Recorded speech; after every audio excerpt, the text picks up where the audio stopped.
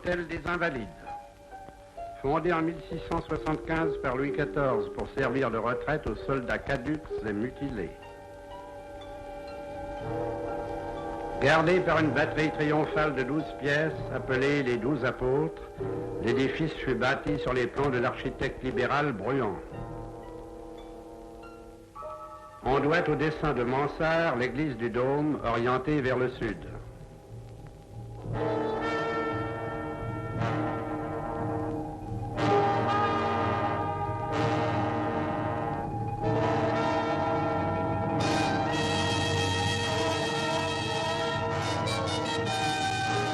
Au-dessus de la balustrade à la romaine, le dôme est surmonté d'un lanternon à 4 faces de ballerons. Les moineaux des Invalides.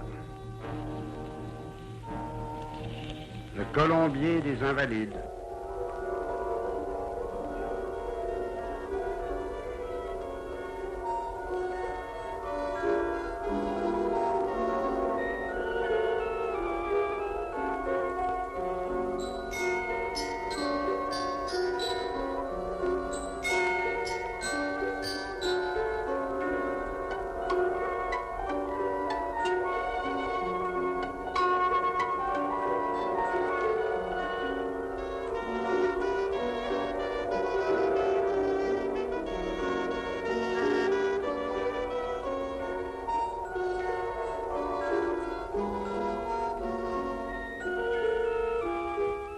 Les lucarnes de l'hôtel sont entourées de trophées sculptés.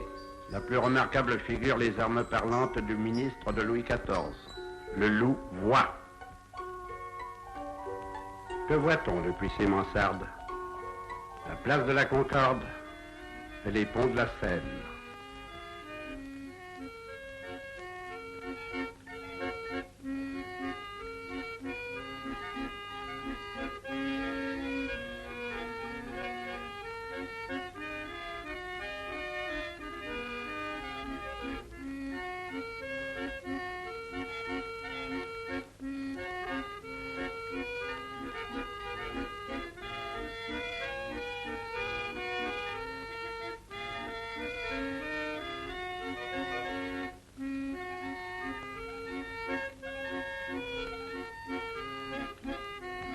L'Arc de l'Étoile.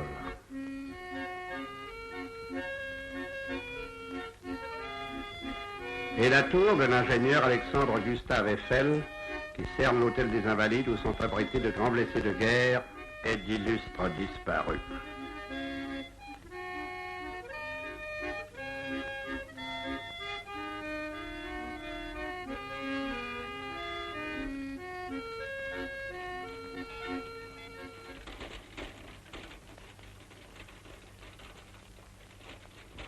La légende a ses héros, la guerre a ses victimes.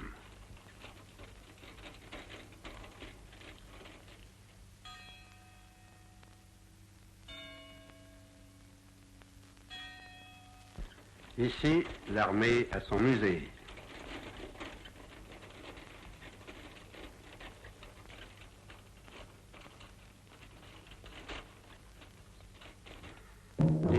De la vieille artillerie.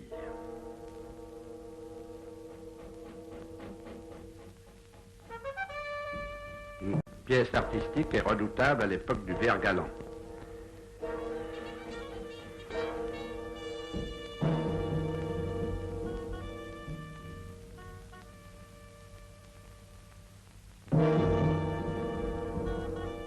Certains de ces engins peuvent, par leur aspect, amuser le visiteur.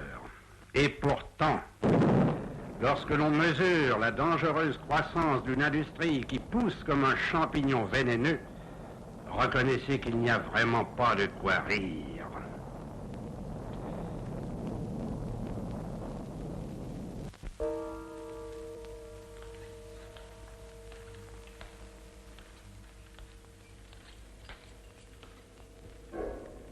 Tenez, voici la première section du musée de l'armée, celle des armures.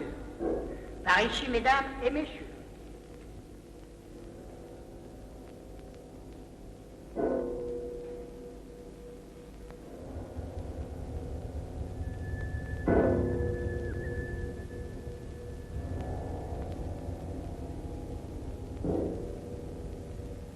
Voici la superbe armure repoussée et ciselée dite au lion, attribuée à François Ier. Une très élégante armure équestre, également de François Ier.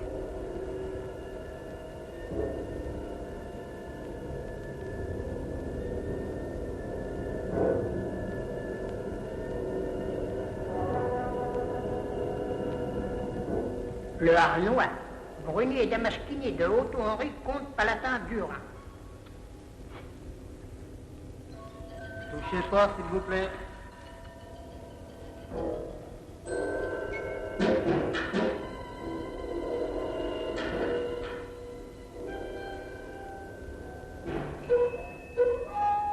Touchez fort, s'il vous plaît.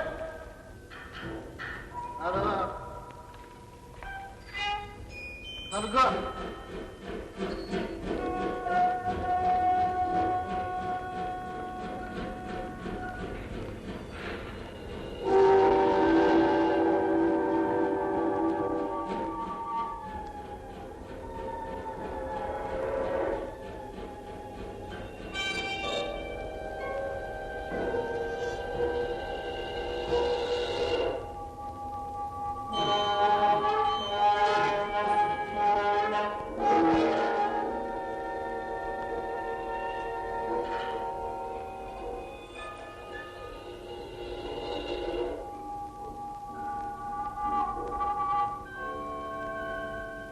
Dans cette vitrine, vous apercevez 3 armures fermées.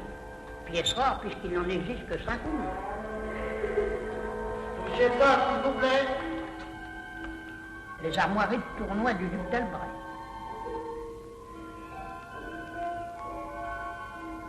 Les armoiries de joute du comte de Richemont.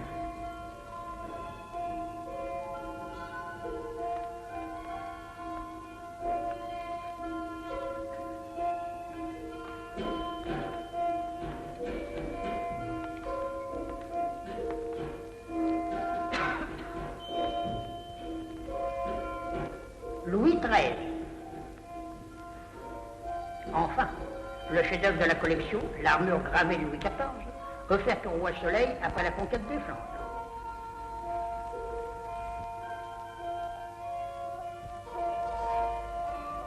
Avant de visiter les salles de souvenirs historiques, vous ne manquerez pas de jeter un regard sur la cour de la Victoire que vous apercevez d'ici.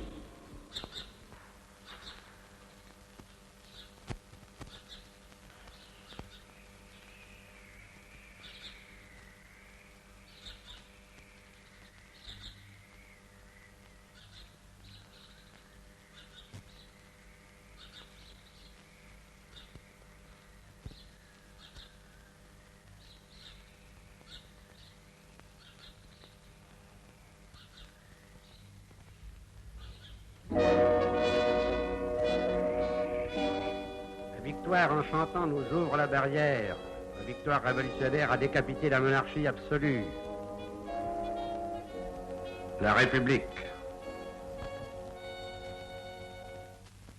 L'Empire.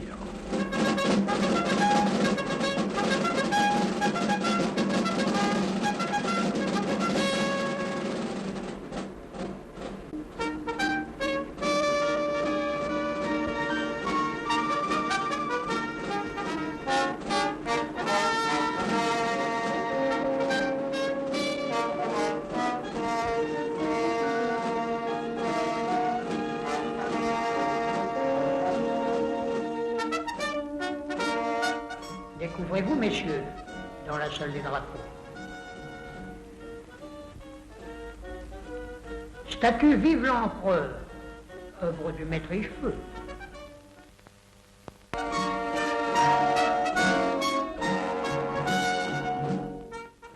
Une charge des grenadiers de la garde. L'Empereur. Souvenirs divers ayant appartenu à l'empereur. Son lit de camp, sa table de travail et sa serviette de premier consul, son chien de l'île d'Elbe et son cheval, vizir, naturalisé.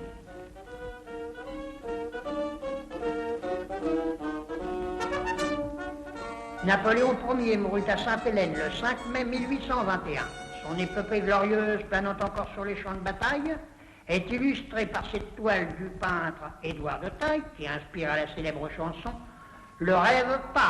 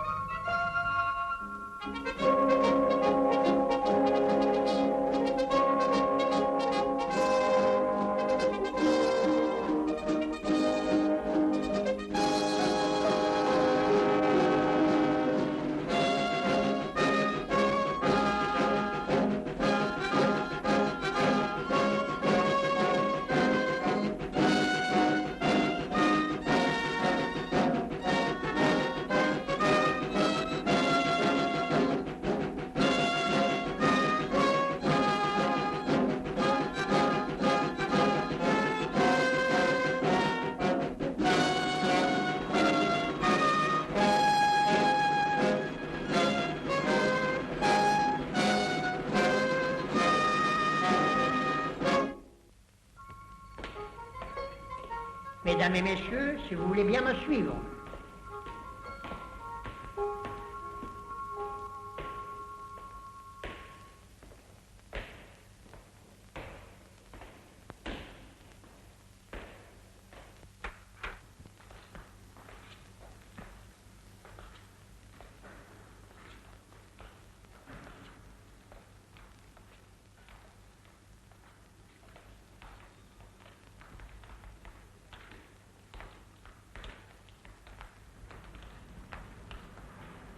L'horloge à équation de Lepau.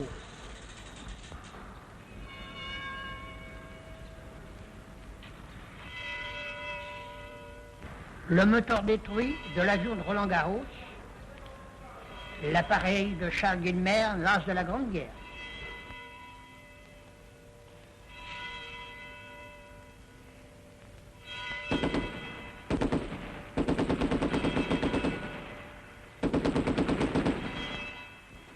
La salle, 1914-1918. Tableau représentant un orchestre improvisé dans les tranchées.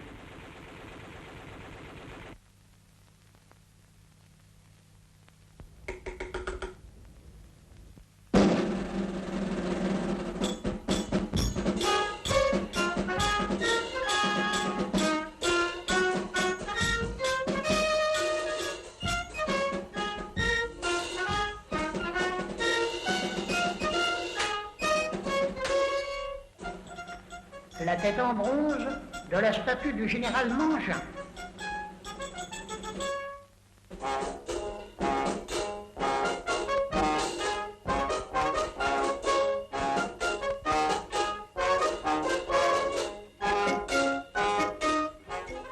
Souvenir du sergent Maginot.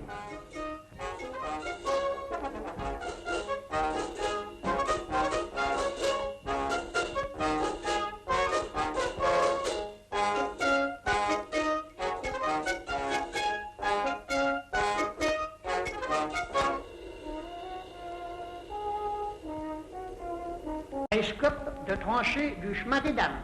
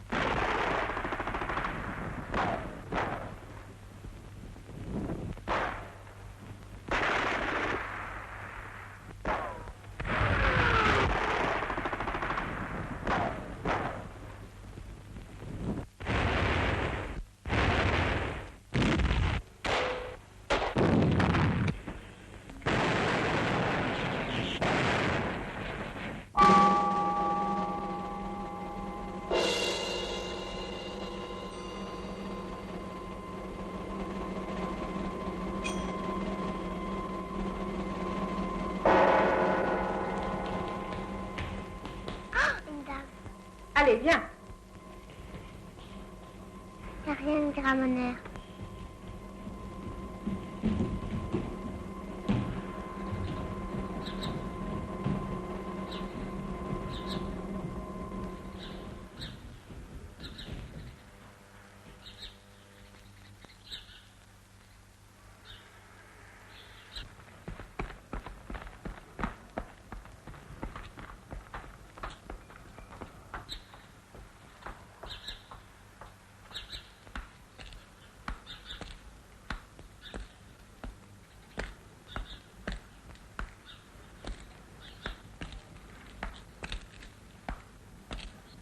Saint-Louis des Invalides, l'église des soldats.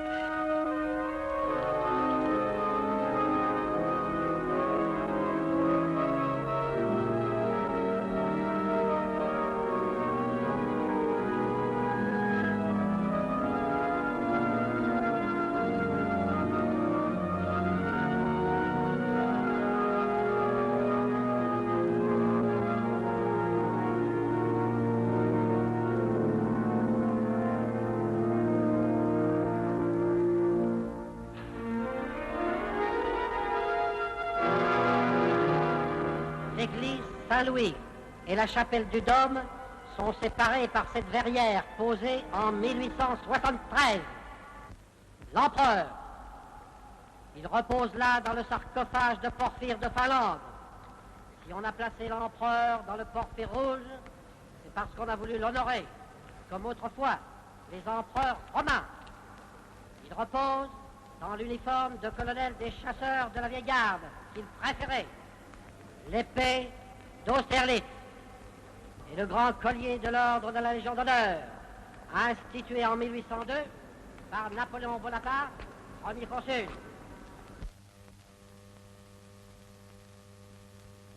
Et maintenant, je vais vous montrer le tombeau le plus émouvant, en ligne sur un rang.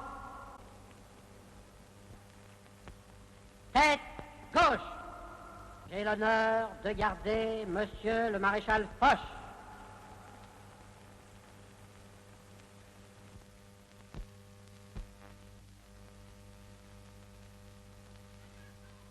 Tête droite.